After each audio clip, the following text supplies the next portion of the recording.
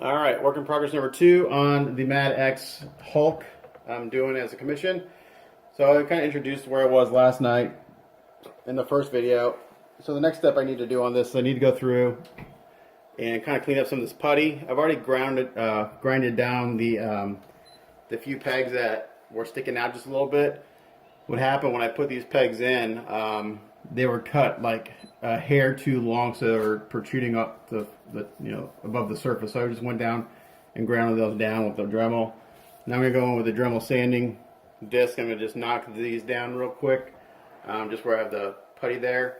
So I'm going to turn the vacuum cleaner on while I do this so I don't kick dust up everywhere. So maybe loud for a second.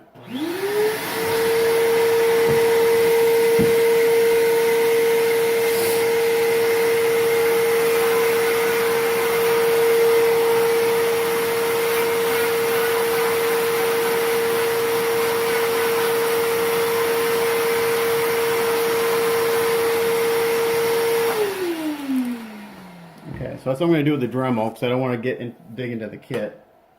So now I'm going to use a brand new 3M fine sanding sponge, and this is the coarsest I used of the 3M fine sanding sponge. This is equivalent to about the website gives you a number between 320 and 400. So this is good for your initial sanding of any kind of putty. And I'm not going to put a lot of pressure on it because I don't want to obliterate the detail around this area. But you can see right there, oops, my exposure's way right. There we go. You can see right here where the putty was, where the rod is. So again, I'm just going to lightly sand this to get the excess off. And then after I prime this, I'll go through and I'll etch in the skin detail. Again, trying to cause the least amount of damage around the area.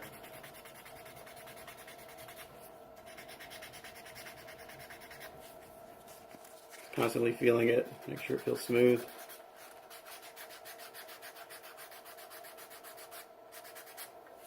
Okay, so that's it for that spot. This spot I'll have to add putty. I'm going to turn this around to this arm. Come down on the camera a little bit. And we do the same thing with this. We're going to go in there with the little sanding disc and the vacuum cleaner.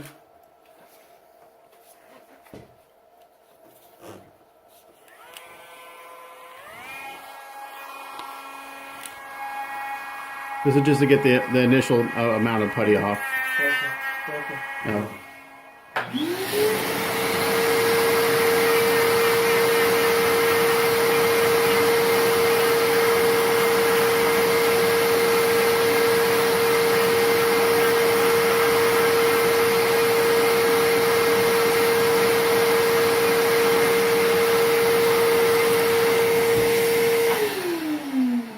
So that thing it makes quick work of that. So again, I just don't want to do too much. I don't want to, get into the resin and destroy more than I need to around the area. So again, I'm just going to go in here with the sanding sponge and clean the rest of it up. And then I won't know if I need any more work other than the scribing until I put primer on. The primer will tell me all the areas that I need additional work.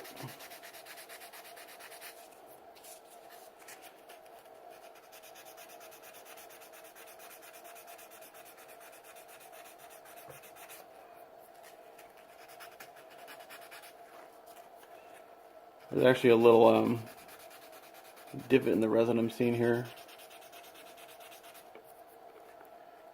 I didn't notice before. You can see it right at the top there, where my finger's pointing. I may have to fill that in a little bit. We'll see.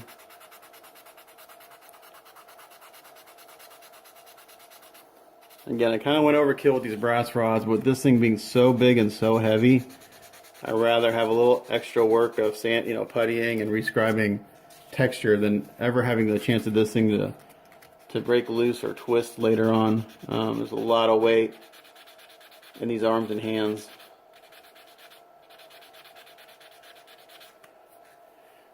So it feels pretty good. It's nice and smooth. Now what we're going to do is I'm going to go ahead, I'm going to sand around the leg because that part doesn't have to be really perfect.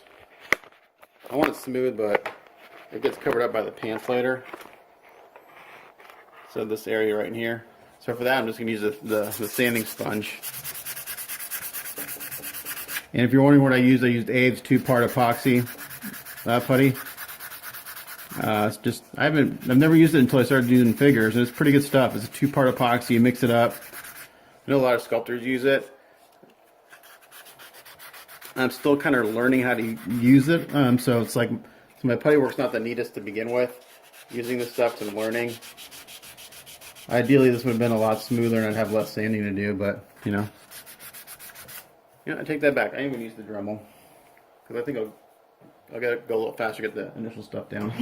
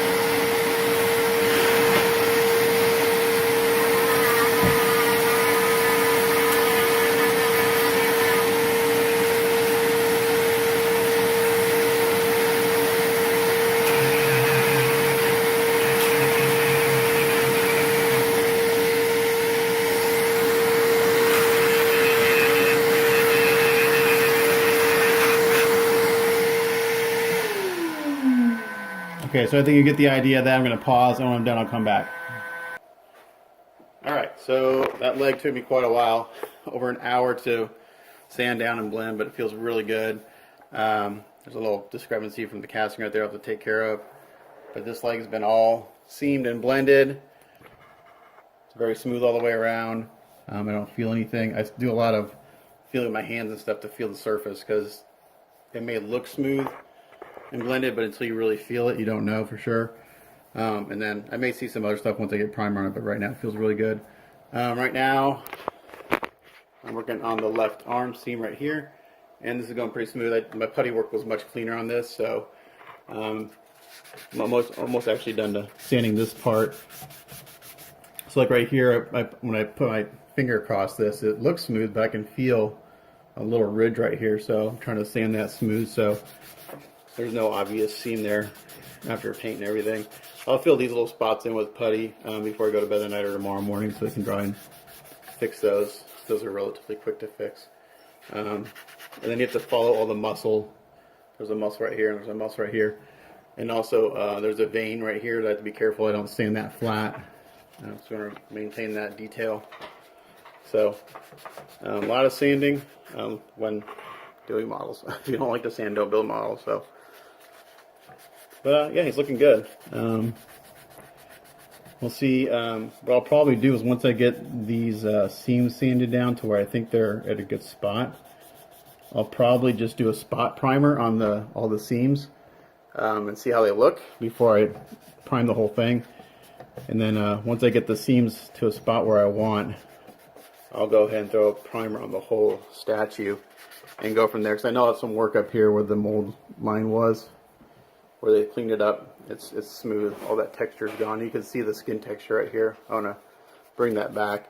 And there's a few little, like right there's a little discrepancy in the casting I'll take care of.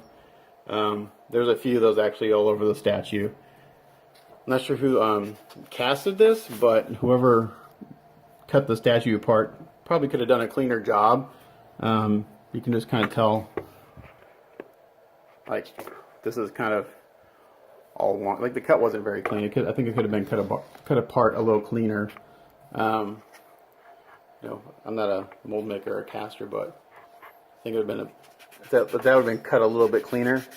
The seams would have been easier to fill and take care of. You know, it's not that big of a deal, but still, you know, it's part of building. I tend to deal with stuff like that. It's me being pretty picky.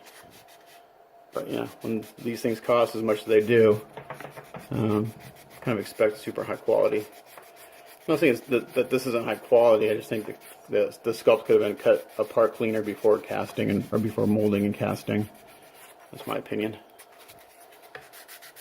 Take it for what you want. But this seems almost done. I'm gonna have to flip it upside down to get underneath the armpit here. That won't take a whole lot of sanding because really there wasn't a whole lot of putty work that needed to be done there. But I will go over it pretty quick. There's like another little discrepancy right here. You can see it on the surface there. I'll take care of that. So it's like just a bunch of those all over the place. So I think that'll do it for this video. Basically it's just smoothing up the seams. And once that's done, I think I'll do the spot primer on all the seams and check them and go from there. And then that'll be the next video. But thanks for watching. Catch you guys next time. Bye.